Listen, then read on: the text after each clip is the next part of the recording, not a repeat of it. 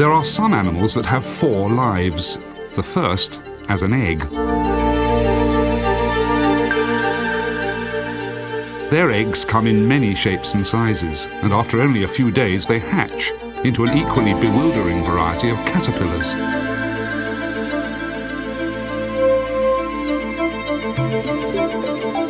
No matter how colourful or bizarre, small as pinheads or 8-inch giants, all caterpillars must function as eating machines, because they will spend the next stage of their life locked into a rigid case, with no chance of feeding at all.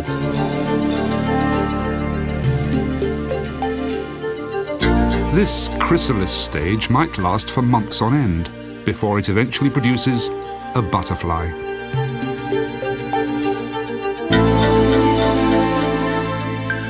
Born to fly, butterflies wander through a wide variety of habitats, mostly in search of nectar from flowers. But not all. Some exotic species pierce fruit to drink the juice.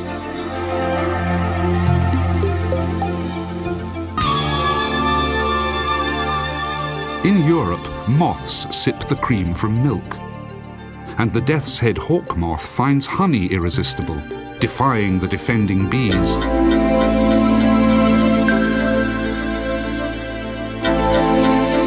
Since ancient times, night-flying moths have been regarded as sinister. One tropical species is dangerous to humans, a genuine vampire that sucks blood and can transmit diseases.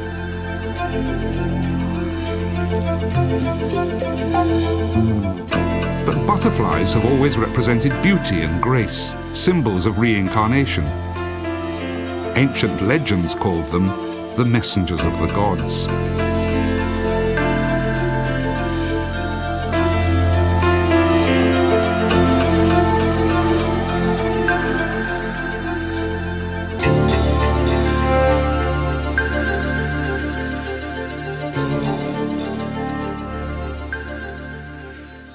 The old Native Americans believed that the gods sent butterflies to Earth to teach humans the meaning of perfect beauty. Even today, when we have named more than 150,000 species, they are regarded as the summit of insect evolution.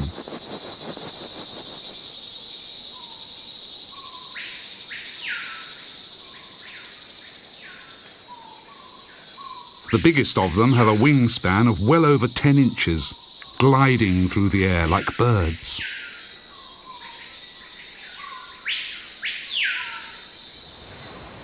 Others hardly look like butterflies at all.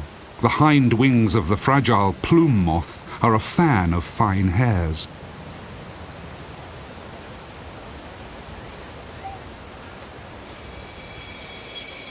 Often no more than a few millimeters long, moths are generally among the smallest members of the group. But then there's the Indo-Malayan atlas moth, whose outstretched wings are more spectacular than the biggest butterfly.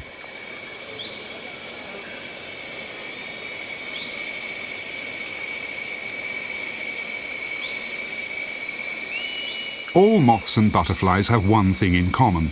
They are very ancient creatures. Their ancestors fluttered around the dinosaurs, and their appearance today is unchanged after 50 million years.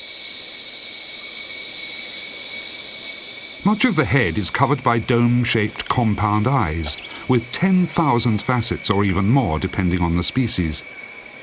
In spite of this extravagance, a butterfly's eyesight is poor compared to that of mammals, though it is excellent at distinguishing fine shades of colour.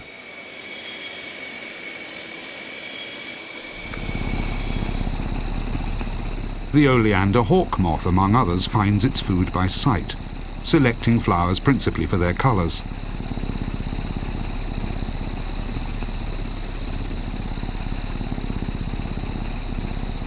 Some hawk moths have a proboscis more than 6 inches long, allowing them to penetrate deep into flowers to find nectar.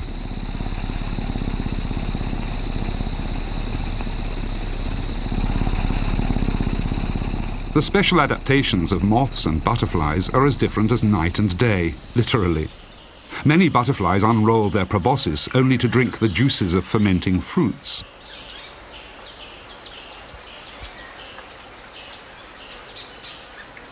I think that's an interesting thing. This one piece will make 52 layers. Watch on mobile devices or the big screen. All for free. No subscription required.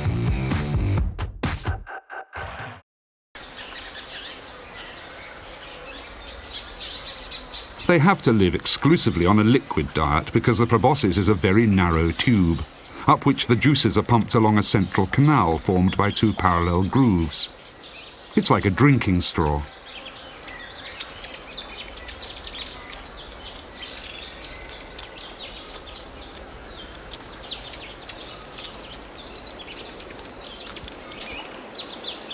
Insects like butterflies experience their world in a way that seems strange to us.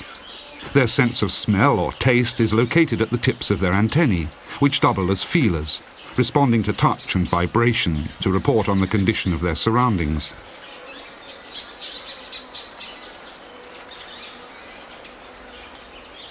Their most striking feature is their wings. Butterflies were once almost completely covered in hair-like bristles. They still have partly hairy bodies. In the course of evolution, the hairs on the wings became broader and flatter until they turned into scales. Tightly packed and overlapping like tiles on a roof, they cover the surface of the wing.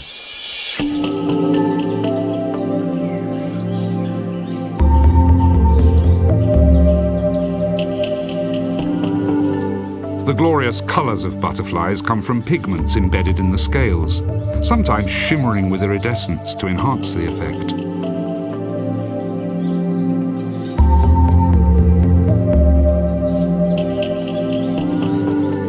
Here, too, there are exceptions. The tropical clearwing moths have lost nearly all their scales until their wings are transparent. Having the background visible through their wings is an effective form of camouflage, essential for such fragile and edible creatures.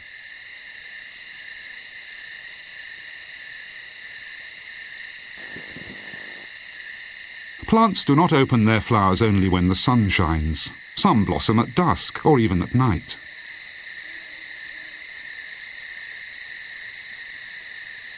They attract animals that lead a double life, like the hummingbird hawk moth, which searches for nectar both by day and at nightfall.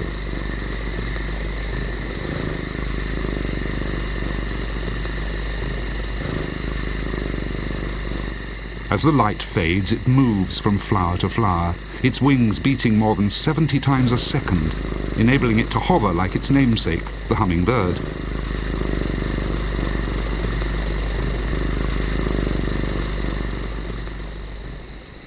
The restless creatures of the night, roaming apparently aimlessly through the darkness, have given people the creeps since time immemorial. In the Middle Ages, before windows were glazed, the spirits of the night came and went at will.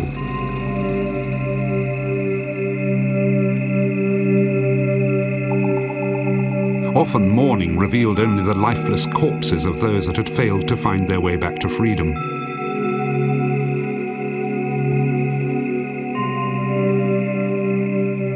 One of the things attracting moths to human habitations was the smell of sour milk.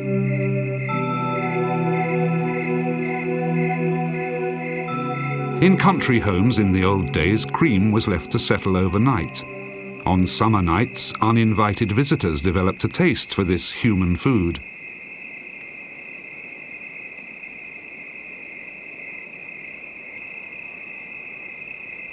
Once upon a time, country people thought they were witches that had adopted the form of flying insects in order to steal churned milk, in other words, butter. Hence the name butterflies, which once covered moths as well, though it's now used only for the day-flying members of the group. The witches that enter country kitchens at night are in fact mostly owlet moths, or noctuids.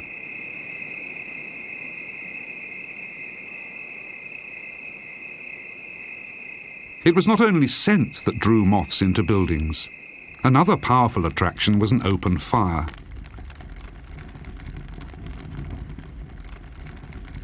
Moths have always been mysteriously drawn to light. But the firelight was a snare. Once they got too close, there was no escape from it, and their delicate wings were fatally scorched.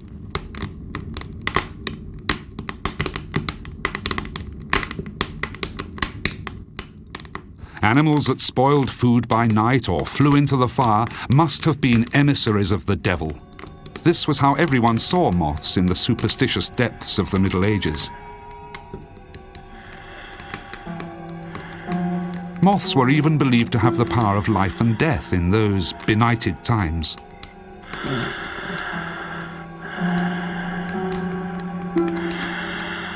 As the family watched at the deathbed of a dying relative, all the terrors of the night were close about them, and religion fought a losing battle with superstition. The sharp scent of perspiration drifting from the open windows was a powerful lure to passing moths.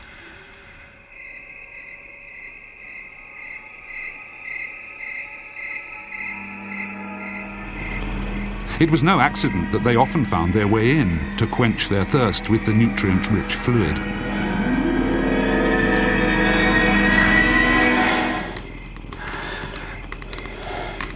By medieval standards, this was conclusive proof that a witch had turned into a moth, coming into the room to take the soul of the departed, not to heaven, but out into the terrifying darkness of an everlasting night.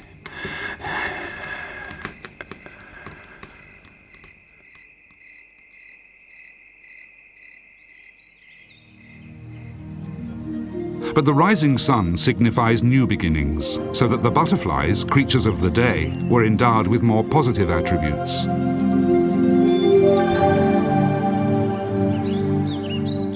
Some were given mythical names like Apollo, after the Greek god of light and beauty.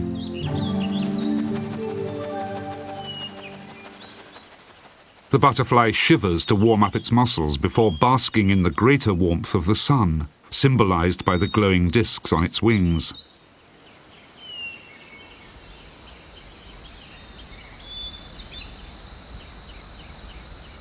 An Apollo butterfly must reach a temperature of 30 degrees centigrade before it can fly.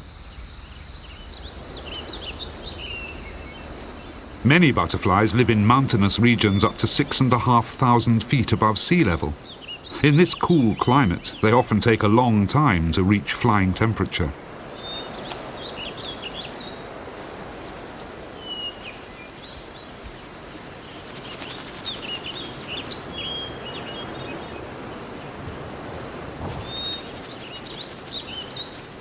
In flowery meadows on the plains below, the butterflies are busy from first light.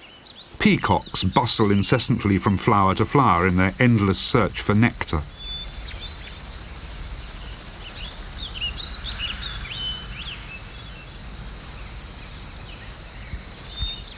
The swallowtail is even more active. It pauses at each flower for only a few seconds before moving on to the next.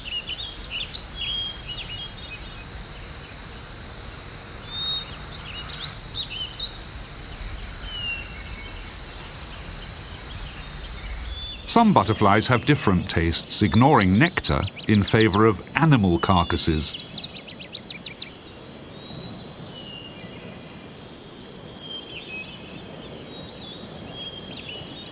The purple emperor, along with a few other species, prefers this somewhat grisly diet. The liquid it collects contains salts that the butterfly needs to balance its metabolism, rather as the moth gathered sweat from the dying man. Strange as this feeding behavior might seem, it can be found in any summer meadow. There's nothing odd to our eyes about swarming bees. From the earliest times, humans have taken advantage of their ability to make honey. The artificial hive offers the bees safe housing, and the beekeeper a chance of easy access to combs full of honey.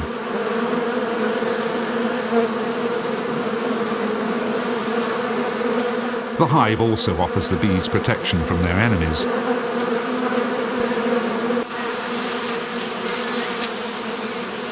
But from time to time, a raider in a distinctive dress visits the beehive, the notorious death's head hawk moth, a long-distance flyer that can reach Central Europe from its African homeland.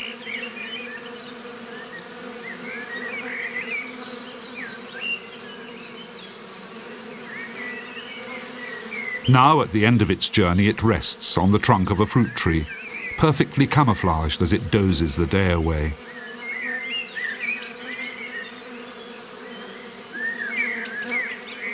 When afternoon comes and the light fades as the shadows lengthen, the time has come for it to go about its business.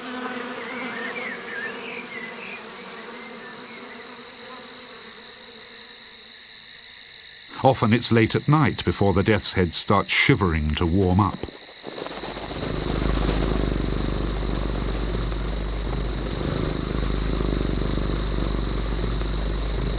Eventually it lifts off in search of only one thing: honey. Its acute sense of smell guides it to its target.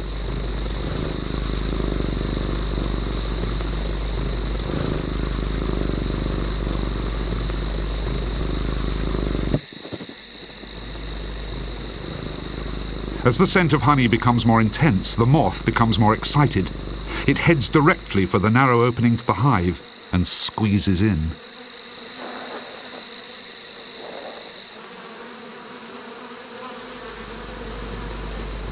The most dangerous part of the raid is ahead. The death's head must climb up to the honeycombs, surrounded by belligerent bees.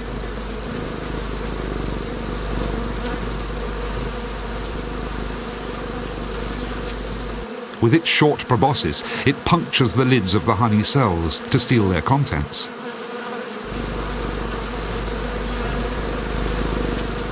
The bees put up a spirited defense of their stores. The moth's warning sounds are no use to it here. At length it's brought down, fighting for its life. The bees swarm to the spot to attack the robber with their stings.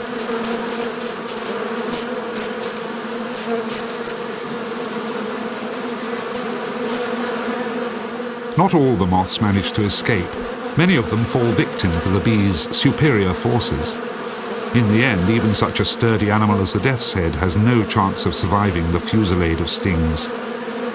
This is the harsher side of nature. The search for food may involve the risk of death.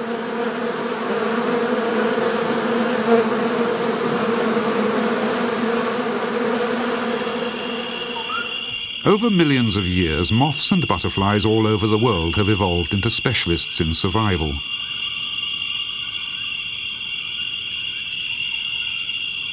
Camouflage is one way, and another is threat. Round markings on the wings remind potential enemies of the staring eyes of a mammal.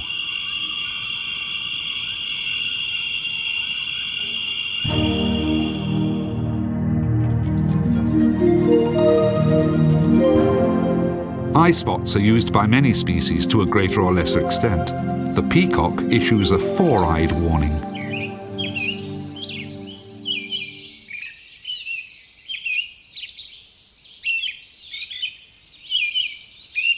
In early summer, the woods are home to another species that uses a similar strategy.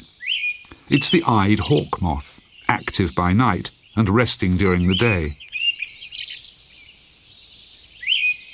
Others of its woodland neighbours are active by day, hunting. Like great tits collecting insects for their young. Although the moth clings closely to the tree trunk, it doesn't escape the sharp eyes of a hungry tit.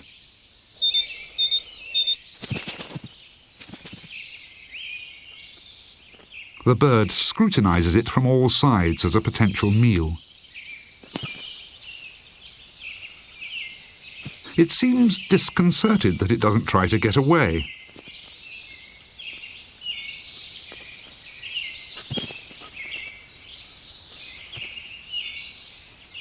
Eventually it tries a tentative peck and triggers the eye spot reaction.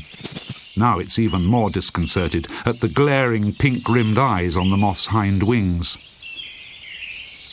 The moth rocks rhythmically, mimicking the movements of a mammal's head, which is highly effective. Finally, the transformation from moth to monster has the desired effect.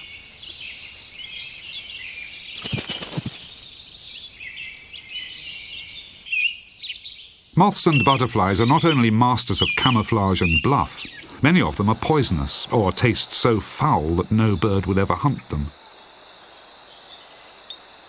But even they have enemies. The praying mantis seems to be immune to most poisons. Even lacewings, generally considered inedible, are on its menu.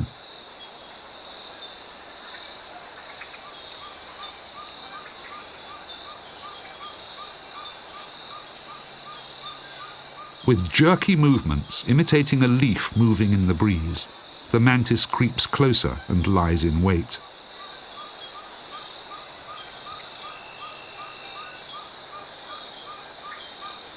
It keeps its huge eyes fixed on the unsuspecting drinker.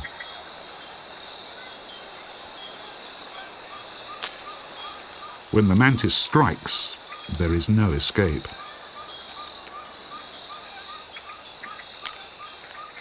Eating and being eaten, it's an inevitable part of the natural world, even for toxic butterflies.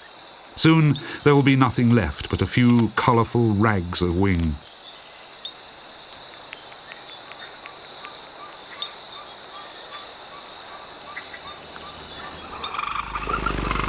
In the rainforest, large luxuriant flowers are found only in clearings, islands of sunlight that attract many forest animals, not only hummingbirds.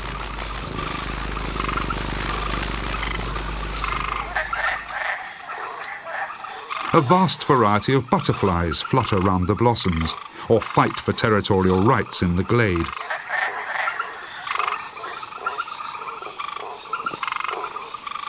But to rest, even for a moment, is to invite danger.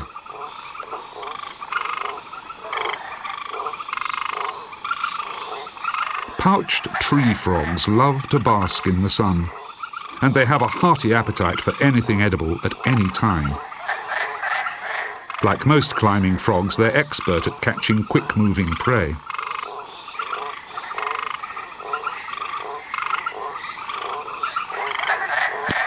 Within seconds, the butterfly is folded up into a bite-sized morsel and disappears inside the frog. In spite of their legions of natural enemies, the butterflies stay ahead of the game by sheer fertility.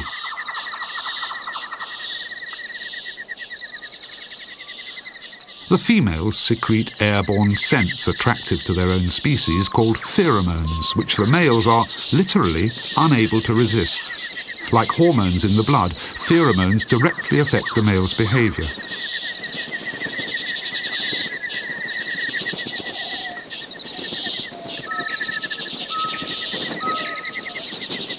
Quite often, the lure brings in several suitors for one female.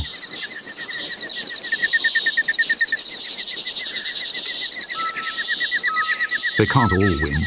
In the end, only one succeeds in mating.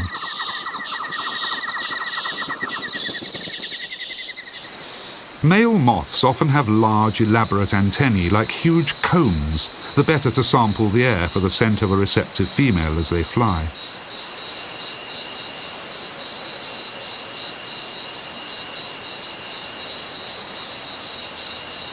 The antennae are so sensitive that they can detect and locate a female over a distance of several miles. A female Chinese giant silkworm needs to emit her characteristic pheromone for only a short time before she's joined by an amorous male. He wastes no time in climbing down the massive abdomen of his chosen partner in case a rival should appear at the last moment and challenge his right to mate.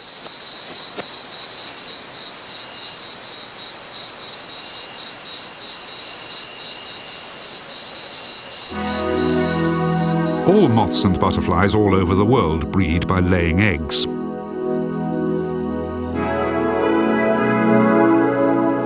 They come in all shapes and sizes, a universe of colour and form.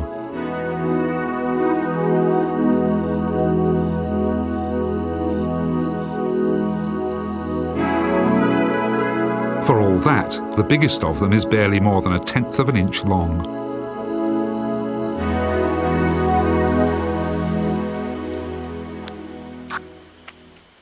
Among the biggest eggs are those of the Hercules butterfly of Papua New Guinea.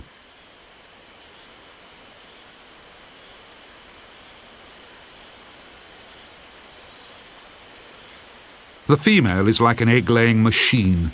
She has several thousand eggs packed into her swollen abdomen, all needing urgently to be laid in the space of a few days.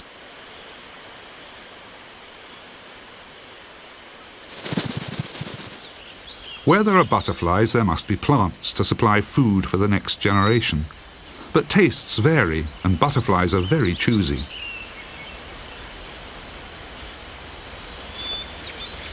Apollo, the messenger of the gods, feeds exclusively on stonecrop, a common plant in the mountainous areas where it lives. It lays a single egg on each leaf.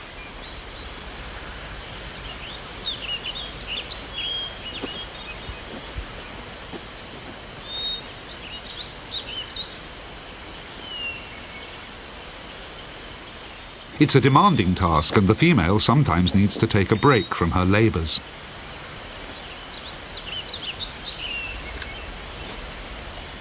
But after a quick wash and brush up, she carries on to the next plant.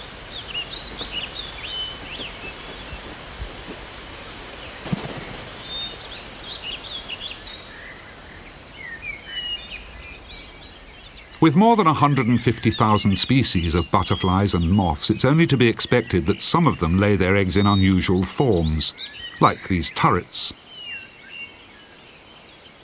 The turret's builder is a small, very common creature, the map butterfly.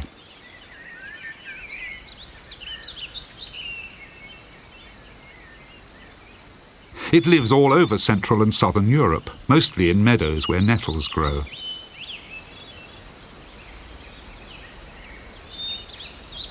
The females, laden with eggs, settle on the underside of the leaves to set up their towers of offspring.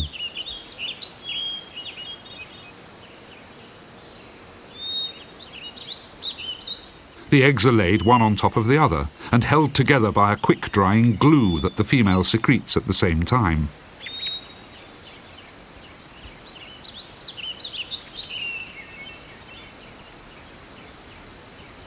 Continually checking the condition of the leaf surface, she lays several turrets, each containing 10 to 15 eggs. The whole process takes about an hour.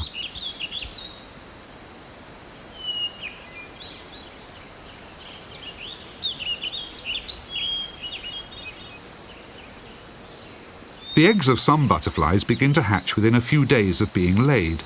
Tiny caterpillars emerge, only a few millimeters long.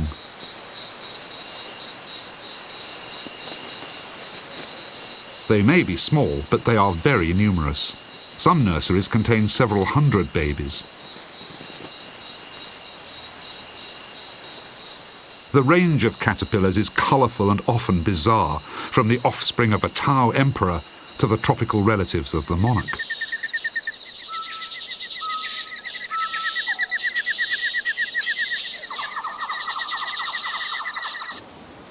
Some grow into giants within a few weeks.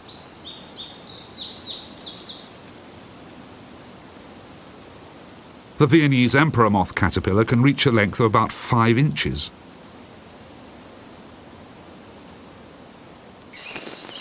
A caterpillar's only duty is to eat, as much and as fast as possible. Some species use the plants they eat for more than food.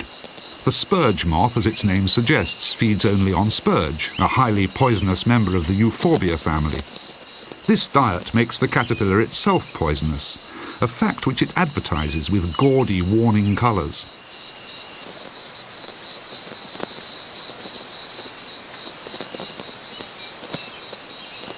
The mullein moth also uses colour to camouflage it on the bright petals of its food plant.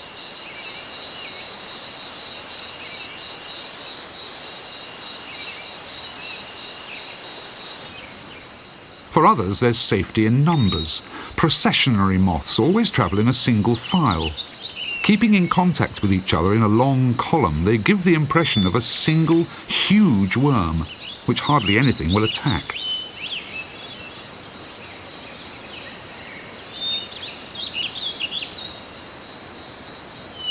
Ermine moths follow the same principle, but without the same apparent discipline.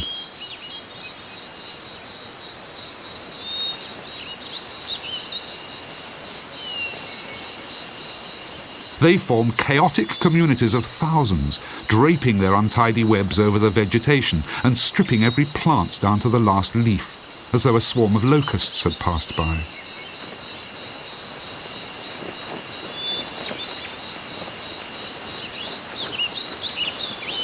Caterpillars are nothing less than eating machines, which can increase their weight 1,000-fold and eat out entire areas.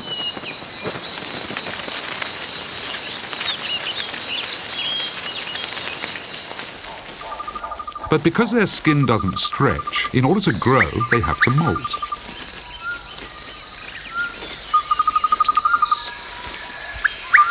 When this happens, the existing skin bursts open, revealing a new one underneath. Discarding the old outer covering is a laborious process, which most caterpillars will have to go through 4 times in their lives.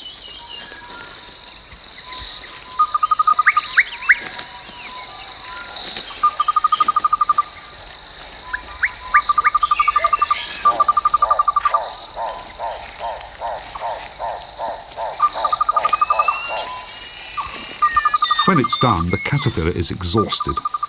After each molt, it takes a short breather before returning to its one and only task in life. The marathon meal must go on.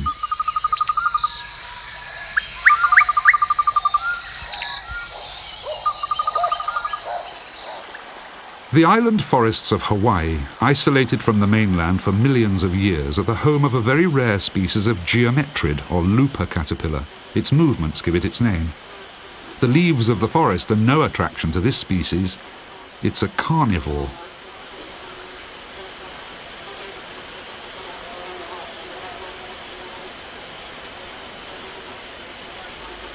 Fruit flies, a couple of millimeters long, swarm in the virgin forest, looking for rotting vegetation.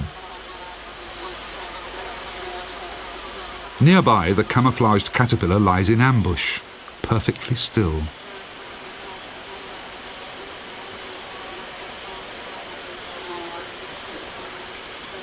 It waits patiently until a solitary fly wanders past. When the fly touches it, it strikes.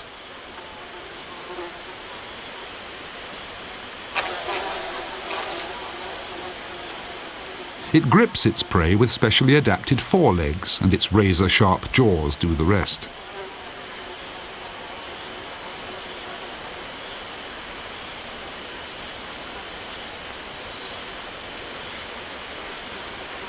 In most other parts of the world, caterpillars are hunted rather than hunters. Predators like the violet ground beetle roam the woodlands in search of prey.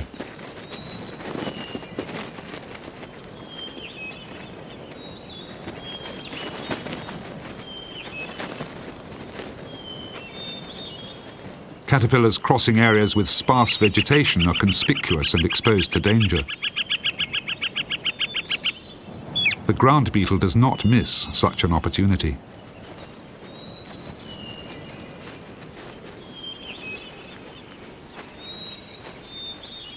The struggle is short-lived. The thin skin of the caterpillar is no match for the beetle's powerful jaws, and it soon bleeds to death. The beetle crushes its body and sucks out the soft parts. Its meal complete, the beetle moves on in search of further prey.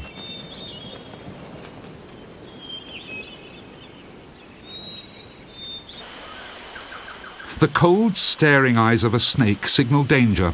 It's best not to get too close. But this snake is an optical illusion.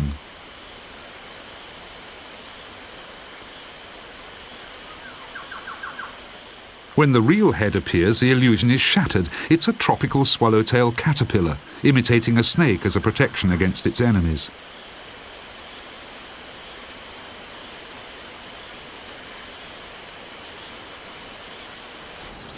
Most species of wasp are part of the army of caterpillar hunters. They need meat to feed their larvae.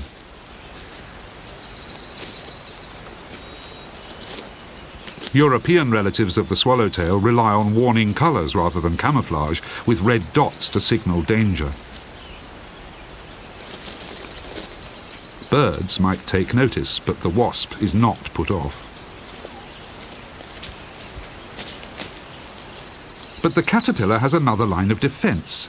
It inflates an orange fork just behind its head and waves it at the wasp. The fork produces a pungent chemical deterrent. Even a hungry wasp with young to feed is driven off by the stench.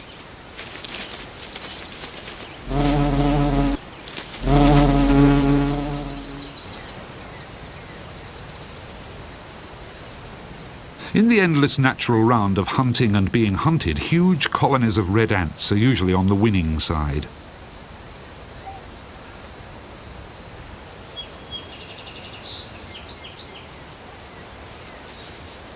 Hunting ants drag into each nest as many as 100,000 prey items every day, among them many caterpillars.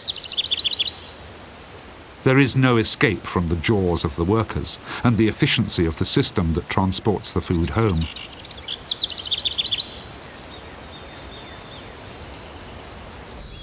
Not all ants are carnivores. This small black species lives in large colonies but with a different aim in life.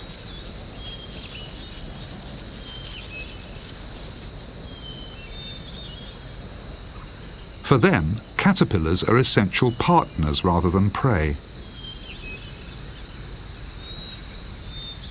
A caterpillar of the stone-crop blue butterfly feeds calmly on in the middle of a peaceful army of black ants.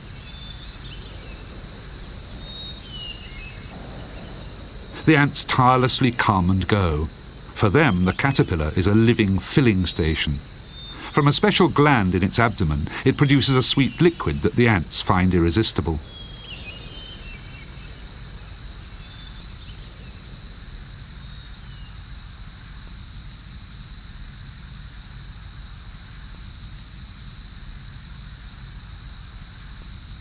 There are two sides to the bargain.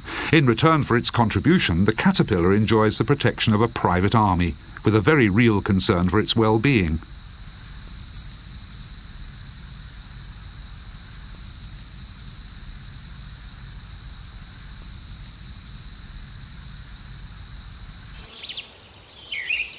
In early summer, the second phase of the caterpillar's life is coming to an end. They seem to be dying, but they're on the threshold of a great metamorphosis. These peacock caterpillars are about to pupate.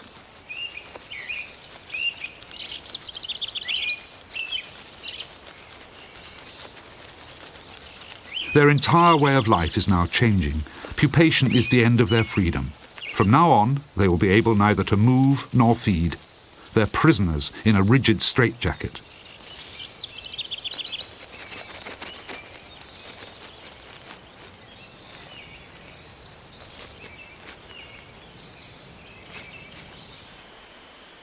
The chrysalis of a birdwing butterfly in Papua New Guinea wears a strangely human mask.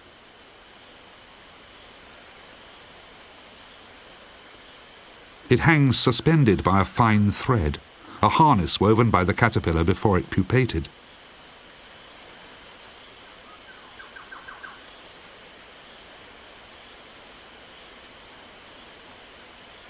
The range of shapes and colours of moth and butterfly pupae is endless.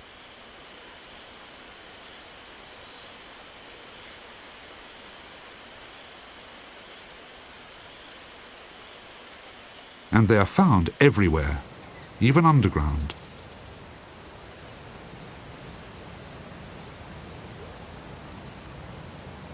This deep vaulted burial chamber was built by a caterpillar of the sweet potato hawk moth.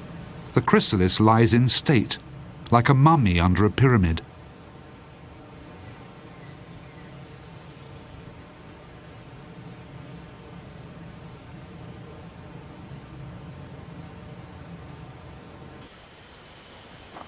A few months later, the ground begins to move.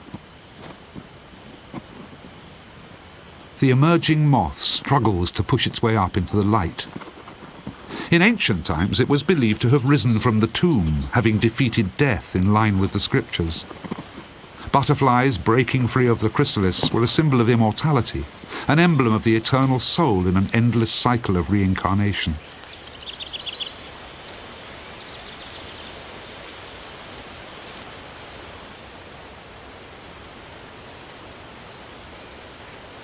For some time after emerging, the adults are very vulnerable.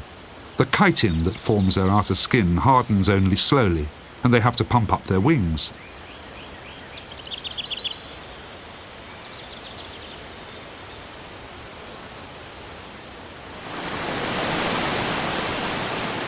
Water is more important for moths and butterflies than one might expect. Especially in the humid tropics, where it's always damp, water is the key to a highly specialized adaptation.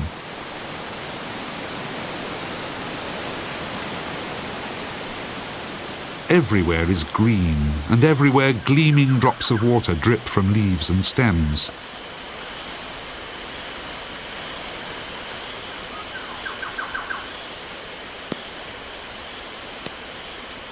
Among all these pearls, another one will hardly be noticed.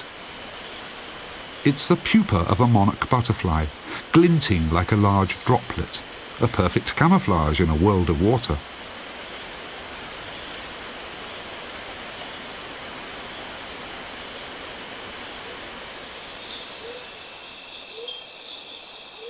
After the swift tropical twilight, new life awakens in a myriad hidden cocoons.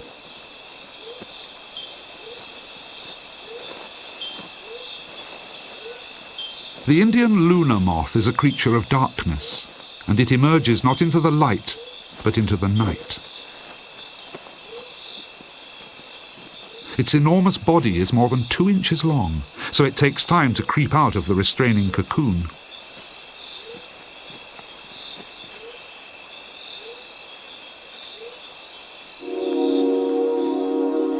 To begin with, its wings are tiny, shriveled things, but as blood and air are pumped into them, a small miracle takes place.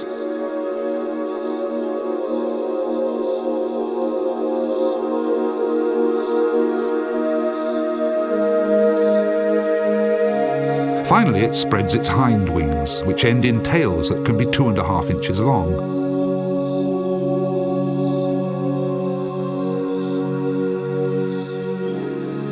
It takes more than half an hour before the process is complete.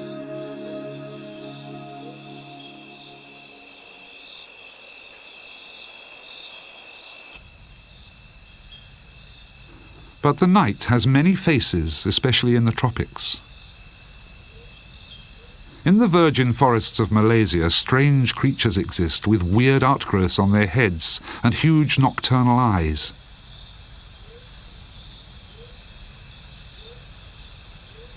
Their true nature emerges when they wake from their sleep and swarm out in search of food.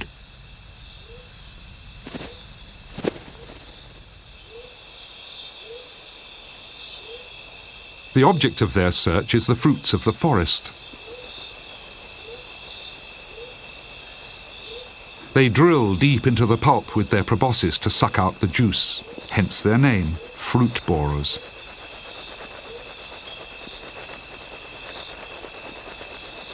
They're exceptional among moths and butterflies in that they use force to get at their food.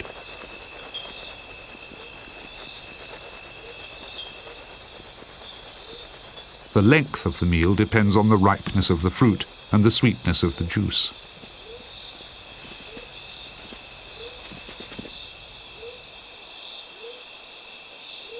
Different species specialize in drilling into different fruits. Some concentrate on citrus. Boring through the thick skin seems to present no problem for their sharp proboscis.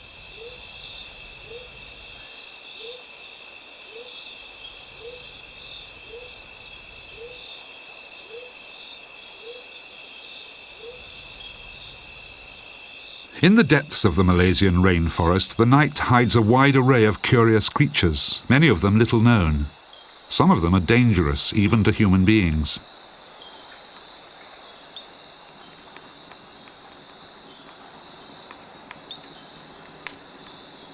Spending the night in the jungle is always risky, with or without a fire. The light may repel some animals, but it will attract others. Another attraction is the characteristic scent of warm human skin.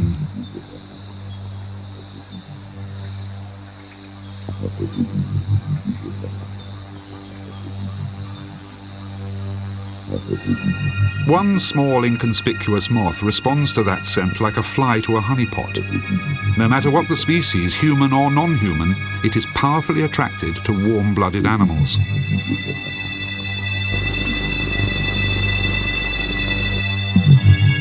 When it lands, it waits motionless to see if its arrival has been detected.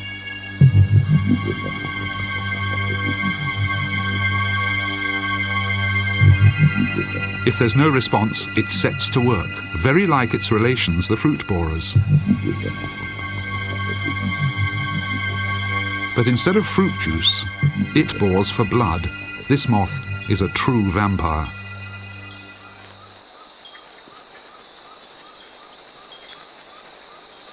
Pushing rhythmically into the wound, it can drill nearly half an inch in. The sleeper is undisturbed, but the moth stays alert. The loss of blood is insignificant, but bites like this can spread serious diseases.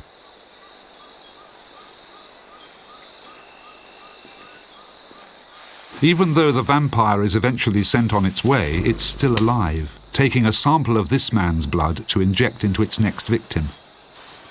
Fortunately, vampire moths hunt alone and are quite scarce. In some parts of the world, butterflies gather in enormous numbers of the same species.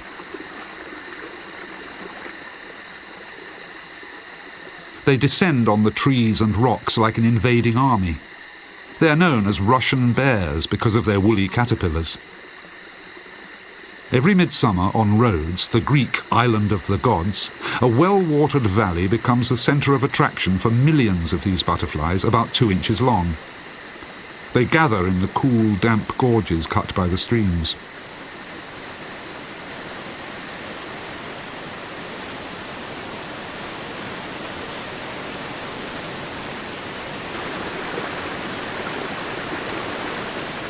The clear water is inhabited by freshwater crabs. They are omnivorous and amphibian. They eat anything they can find, and they often look for food on land.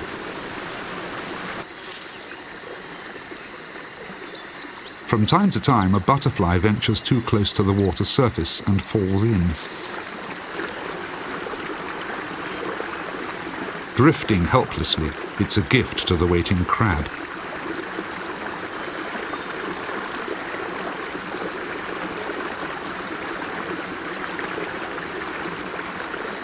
There can be nowhere else on Earth where crabs actively hunt butterflies, though it has to be said that the butterflies have something of an advantage, being born to fly.